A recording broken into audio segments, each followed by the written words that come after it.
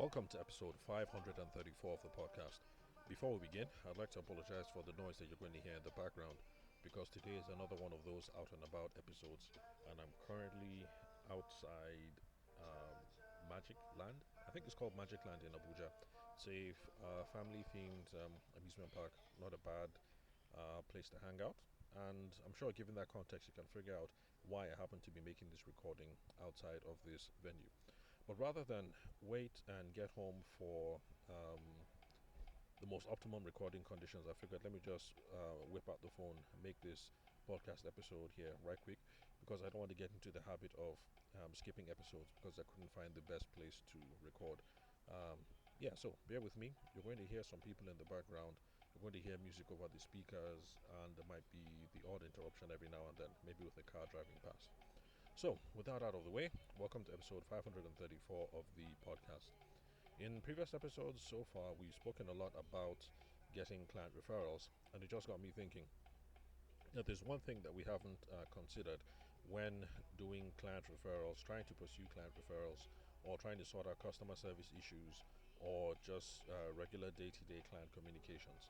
Now, I'm sure I may have covered this in a podcast episode in the past, but just to be on the safe side, especially since this is something that is worth repeating time and time again, I figured let's just have another episode on this really important matter that ties in to issues of whether the customer is happy and whether there are any outstanding problems. That's what customer service is about essentially. Are people happy? Then the whole point of client referrals, are they willing to send business our way? And then client communications, that's our day-to-day communications with them in trying to do business. Now, you'll find that most people, and I wouldn't be surprised if you fall into this category, dear listener, would rather stick to written forms of communication. So people prefer their emails, Google Forms, online questionnaires, basically anything that requires you to sit behind a keyboard rather than having to do things face to face or over the phone. So there are lots of people who would rather not have a meeting but sort things out by chatting on WhatsApp if they can get away with it, and they'd rather not have a phone call if the phone call can be deferred. Now, the reason why this is the case for most people is because most people are scared of talking to strangers. Now, whether we like it or not, in a business context, these people are essentially strangers. Some of us just want their money and we want it to be in and out. But essentially, we're all strangers to each other, and especially since a lot of people don't do a good job of building some rapport during the negotiation phase. I mean, the early part of the relationship where people get to know about you. Lots of people don't do a good job of building rapport. So there are lots of people out there listening to this podcast, and even those who are not, who currently are more or less total strangers to their customers. And so these are the reasons why lots of us are scared of picking up the phone or going over to the person's office to have that face-to-face meeting when we're trying to sort out customer service issues because because someone is upset, whether we're trying to get referrals because we're trying to see if we can get some more recurring revenue, and just regular client communications. Now, unfortunately, face-to-face and verbal communications. When I say verbal, I'm going to include the phone. So face-to-face and verbal communications have some advantage over written forms of communication. And that's because when you use exclusively written forms of communications, like if you have a customer service issue, there's a problem, and you're sending Google Forms back and forth, or online questionnaires back and forth, or sending Twitter messages back and forth to try and figure out the problem, a lot of things are going to be lost.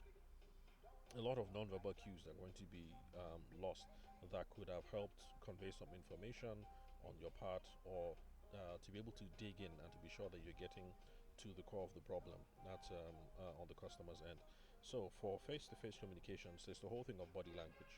So for customer service issues, if I'm right there with the customer, I can gauge the customer's body language to figure out whether they're being threatening, whether they're a nuisance, whether they're exasperated.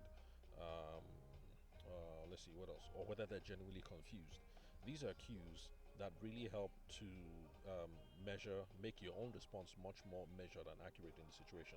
Because if you're dealing with someone who is just an outright twat, it's not the same thing as dealing with someone who is genuinely confused on why the product or service that they paid you for isn't working.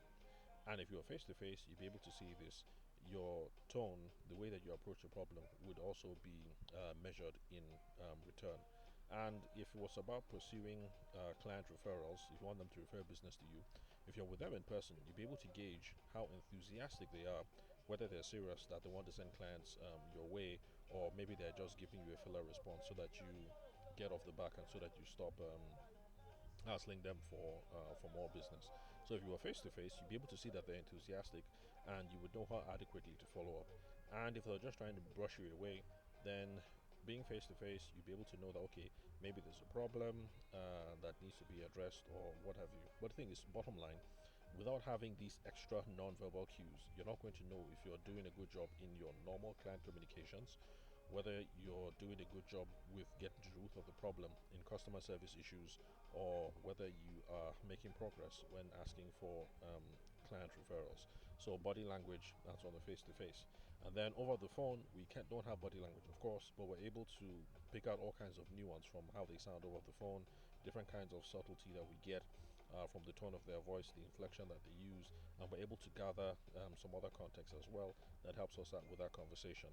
So that's the reason why in customer service, client referrals, and client communications, face to face is more or less the pinnacle of communication.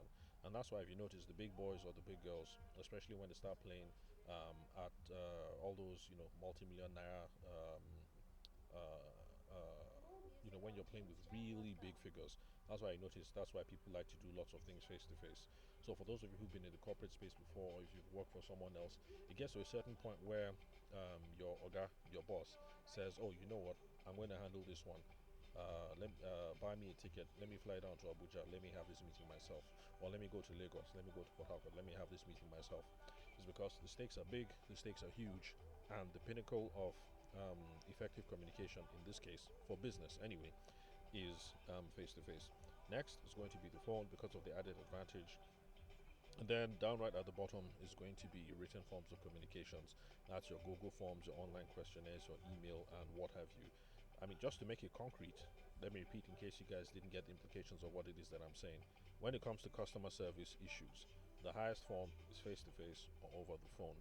If you're really, really scared of talking to strangers and you want to stick to Google Forms, online questionnaires, and tweeting back and forth, you can do that, but it's not a very effective form of communication.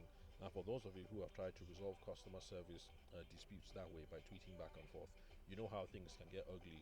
And then before you know it, the customer is sending you that long, what's it called, where you tweet back to back.